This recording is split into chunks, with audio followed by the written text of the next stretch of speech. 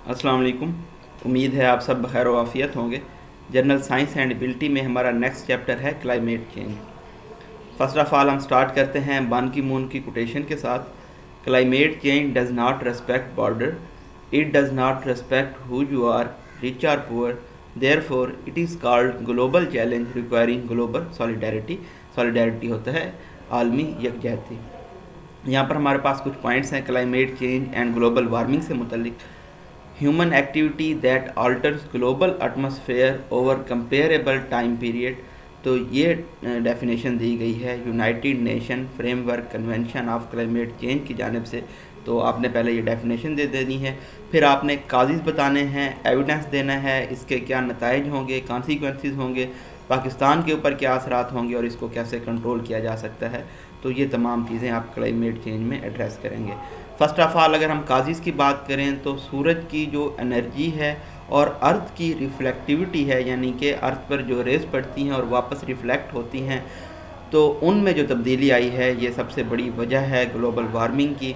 उसके बाद वोल्केनोज़ फट रहे हैं जिसमें सल्फ़र डाइऑक्साइड रिलीज़ होता है, ये भी एक वजह है। प्लेट टेक्टोनिक्स हैं, प्लेट टेक्टोनिक्स के बारे में हमने पढ़ा कि प्लेट्स की मूवमेंट होती हैं, ये कन्वर्जेंट हो सकती हैं, डाइवर्जेंट हो सकती हैं। और इसी तरह से जो ग्रीन हाउस इफ़ेक्ट है वो भी बहुत ज़्यादा बढ़ गया है, इन्हेंस हो गया है। तो ये तमाम चीज़ें मिल के ग्लोबल वार्मिंग काज कर रही हैं। ग्रीन हाउस इफ़ेक्ट में क्या होता है, H2O वेपर्स होते हैं, कार्बन डाइऑक्साइड होता है, मीथेन होता है, CH4 और O3 यानी कि ओजोन होता है।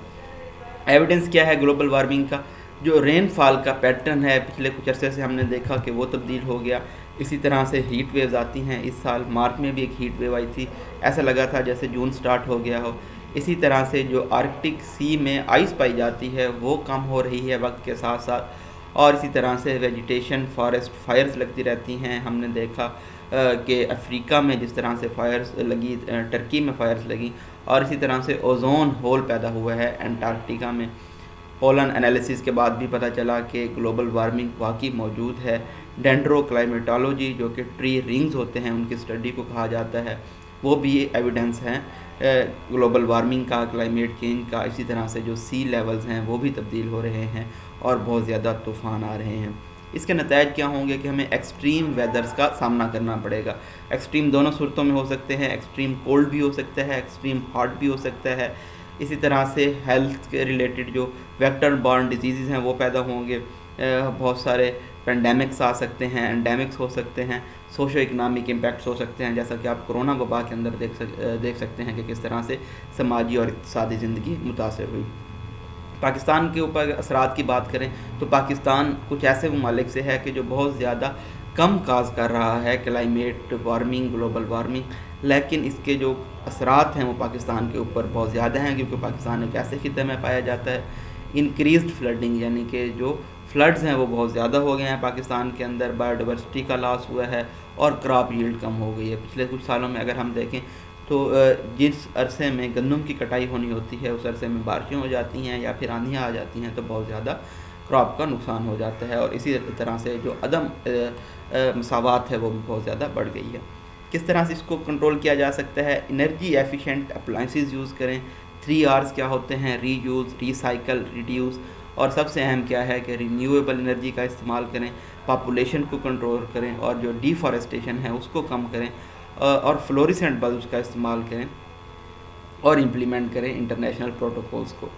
2 इंटरनेशनल प्रोटोकॉल्स को भी यहाँ पे हम स्टडी कर लेते हैं। एक है क्योटो प्रोटोकॉल दिसंबर 11, 1997, और एक मॉन्ट्रियल प्रोटोकॉल है जो कि सितंबर 16, 1987।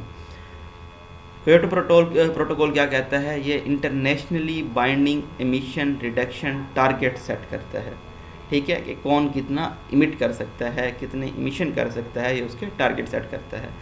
इंटर्ड इनटू फोर्स कब फोर्स में आया, Feb 16, 2005 में फोर्स में आया, अगरचा कि इसको साइन किया गया था दिसंबर 11, 1997 को, लेकिन came into force on Feb 16, 2005। 192 parties ऐसी थी जिन्होंने इसको रेटिफाई किया, एक्सेप्ट किया। Annex 1 क्या कहता है कि जो डेवलप्ड कंट्रीज़ हैं, पार्ट हैं OECD का और EIT का। EIT क्या होता है, इकनॉमीज़ इन ट्रांजिशन। उन्होंने Annex 1 में आती हैं। Annex 2 में कौन सी कंपनीज़ हैं, कौन से कंट्रीज़ हैं जो कि पार्ट हैं OECD का, और लेकिन EIT में नहीं आती, यानी इकनॉमीज इन ट्रांजिशन में नहीं आती। नॉन Annex 1 पार्टीज़ कौन सी हैं? डेवलपिंग कंट्रीज़ हैं, जिसमें इंडिया, पाकिस्तान, चाइना आ जाते हैं। इनको नॉन Annex 1 पार्टीज़ में शामिल किया जाता है, ये आपने याद कर लेना है। बर्लिन मैंडेट क्या है? पार्टी लीगली यानी कि कानूनी तौर पे बाउंड हैं under United Nation Framework convention on climate change के तहत। एमिशन ट्रेडिंग और कार्बन ट्रेडिंग भी की जा सकती है आर्टिकल 17 के तहत, यानी कि कोई अगर एक्सेस एमिशन पैदा कर रहा है तो वो उसको सेल कर सकता है। क्लीन डेवलपमेंट मैकेनिज़्म होना चाहिए आर्टिकल 12 के तहत। ये तमाम आर्टिकल्स क्योटो प्रोटोकॉल के हैं जो कि आपने याद करने हैं। एमिशन रिडक्शन होनी चाहिए डेवलपिंग कंट्रीज़ के अंदर। इसी तरह से जॉइंट इम्प्लीमेंटेशन का टारगेट देता है आर्टिकल 6। एमिशन आप अर्न भी कर सकते हैं एमिशन रिडक्शन यूनिट्स को Annex 2 जो कंट्रीज़ हैं। फर्स्ट कमिटमेंट पीरियड इसका कौन सा था? 2008 से लेकर 2012 तक तकरीबन 5% डिक्रीज़ देखने में आया एमिशन के अंदर। बिलो 1990 लेवल के ऊपर लेके जाना था। जो यूरोप है वहाँ पे सबसे ज़्यादा कमी हुई है एमिशन की, और उन्होंने टारगेट्स को फॉलो किया है और तकरीबन 12.2% डिक्रीज़ हुआ है, जबकि वर्ल्ड में ओवरऑल देखें तो 2% इंक्रीज़ हो गया। सेकंड कमिटमेंट पीरियड या इसे दोहा अमेंडमेंट कहते हैं, ये 2013 से लेके 2020 तक था, और इसमें 18% नीचे लेके जाना था 1990 के लेवल से, लेकिन ऐसा नहीं हो सका। 2001 में US और 2011 में जो कनाडा है ये ड्रॉप आउट हो गए हैं, उन्होंने फॉलो करना छोड़ दिया क्योटो प्रोटोकॉल को। मॉन्ट्रियल प्रोटोकॉल क्या कहता है? Phasing out production of substances that depletes ozone layer, यानी कि ऐसी चीज़ों का इस्तेमाल ख़त्म करना है जो कि ओजोन में होल का सबब बन रही हैं। ये कब फोर्स में आया? 1989 में फोर्स में आया। कोफी अन्नान मोस्ट सक्सेसफुल रहे हैं इस एग्रीमेंट को लागू करवाने में। एसिड रेन की अगर हम थोड़ी सी बात करें तो ये higher than normal amount of sulphuric acid और नाइट्रिक एसिड जब पाई जाती है रेन के अंदर तो हम उसे कहते हैं कि ये एसिड रेन है। वेट एंड ड्राई डेपोजिशन होती है सल्फ्यूरिक और नाइट्रिक एसिड की, जिसकी वजह से ये एयर में डिपॉजिट हो जाते हैं और जब रेन आती है तो उसके साथ ये नीचे ज़मीन पे आ जाते हैं। और एसिड रेन की जो pH होती है वो बिलो 5.6 होती है। तो अगेन अगर हम क्विकली ओवरव्यू करें तो फर्स्ट ऑफ ऑल आपने बान की म्यून की कोटेशन के साथ स्टार्ट करना है, अपना ऐसे है या आपका कोई अगर टॉपिक है। फिर आपने climate change and global warming की हेडिंग देनी है, और आपने United Nation Framework Convention of Climate Change की आपने डेफिनेशन यहाँ पे दे देनी है कि कोई भी ऐसी इंसानी सरगर्मी जो कि तब्दील कर दे ग्लोबल एटमॉस्फेयर को कंपेरेबल टाइम पीरियड में, तो उसको हम क्लाइमेट चेंज कहते हैं। उसके बाद आपने काजेज़ दे देने हैं, जितने भी काजेज़ हैं इनके नीचे आपने एक एक पैराग्राफ लिखते जाना है। तो काजेज़ मैंने आपको बता दिए, फिर हमारे पास एविडेंस भी मौजूद है ग्लोबल वार्मिंग का, इसके नतायज क्या हो सकते हैं और स्पेसिफिकली पाकिस्तान के ऊपर इसके क्या नतायज होंगे और इसको किस तरह से कंट्रोल किया जा सकता है। यानी कि आपकी मेन हेडिंग्स 1, 2, 3, 4, 5, 6 बन जाएंगे और उसके अंदर बहुत सारी आपकी सब हेडिंग भी बन जाएंगी।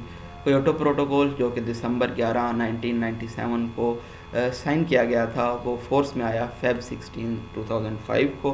192 पार्टीज़ ऐसी हैं जिन्होंने इसको रेटिफाई किया। Annex 1 और Annex 2 नॉन Annex 1 पार्टीज़ का भी आपको मालूम होना चाहिए कि कौन कौन सी पार्टीज़ हैं। बर्लिन मैंडेट क्या था, एमिशन ट्रेडिंग और कार्बन ट्रेडिंग का आपने हवाला देना है। आर्टिकल्स लाजमी मेंशन करने हैं और बेशक हम इनको बोल्ड में मेंशन करें, मार्कर से लिख दें इनको। आर्टिकल 17, 12, 6 टोटल 3 आर्टिकल यहाँ पे मैंने मेंशन किए हुए हैं। इनका भी अगर आप हवाला देंगे तो जो आपका एग्जामिनर है उसको पता चल जाएगा कि आप ये टॉपिक पढ़ के आए हैं। फर्स्ट कमिटमेंट पीरियड का बताना है 2008 से 2012 तक। सेकंड कमिटमेंट या दोहा अमेंडमेंट क्या था? 2013 से 2020 था। एमिशन टारगेट 18% से बिलो लाना था। मॉन्ट्रियल प्रोटोकॉल के बारे में बताना है कि ओजोन लेयर की जो चीज़ें डिप्लीट करती हैं उनको फेज़ आउट करना है, उनको ख़त्म करना है। फोर्स में आया है 1989 को। कोफी अन्नान मोस्ट सक्सेसफुल रहे हैं इस एग्रीमेंट को नाफिज करवाने में। एसिड रेन में जिसमें सल्फ्यूरिक और नाइट्रिक एसिड के ज़रात पाए जाते हैं और इसकी pH बिलो 5.6 होती है। होपफुली आज आप क्लाइमेट चेंज के टॉपिक को भी अंडरस्टैंड कर गए होंगे। नेक्स्ट हम टॉपिक में जियोस्पेशियल टेक्नोलॉजीज़ को डिस्कस करेंगे। Thank you so much. अल्लाह हाफिज़।